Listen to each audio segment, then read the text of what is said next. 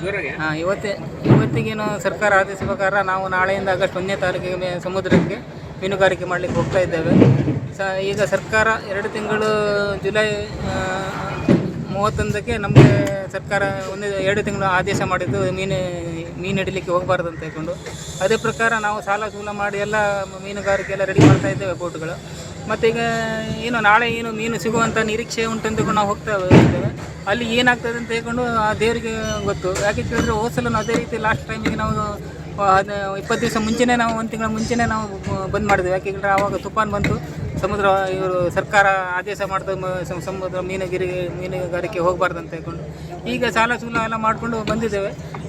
ಎಲ್ಲ ತಂದ್ಕೊಂಡು ಹಾಕಿದ್ದೇವೆ ಹಣ ಎಲ್ಲ. ಅದಕ್ಕೆ ನೋಡಬೇಕು ಮುಂದೆ ಏನಾಗ್ತದೆ ಅಂತ ಹೇಳ್ಕೊಂಡು. ಸರ್ಕಾರ ಈಗ ನಮಗೆ ಡೀಸೆಲ್ ಒಂದು ನಾಳೆ ಇವತ್ತಿನ ವಿತರಣೆ ಮಾಡ್ತದೆ. ಇದು ಸಂಜೆಯಿಂದ ನಾಳೆ ಹೋಗಲಿಕ್ಕೆ ಸುಂಕ ರಹಿತ ಡೀಸೆಲೆಲ್ಲ ಅದು ಸರ್ಕಾರ ಮತ್ತು ಹೊರ ರಾಜ್ಯ ಕಾರ್ಮಿಕರೆಲ್ಲ ಬಂದು ಇದು ಮಾಡಿದ್ದಾರೆ. ಈಗ ಮುಂದೆ ಮತ್ತೆ 10 ತಿಂಗಳು ಏನು ಸೀಸನ್ ಆಗ್ತದೇನೋ ಆ ದೇವರೇ ಬಲ್ಲ, ನೋಡಬೇಕು ಏನಾಗ್ತದೆ ಅಂತ ಹೇಳ್ಕೊಂಡು ಆ ದೇವ್ರದ್ದೇ.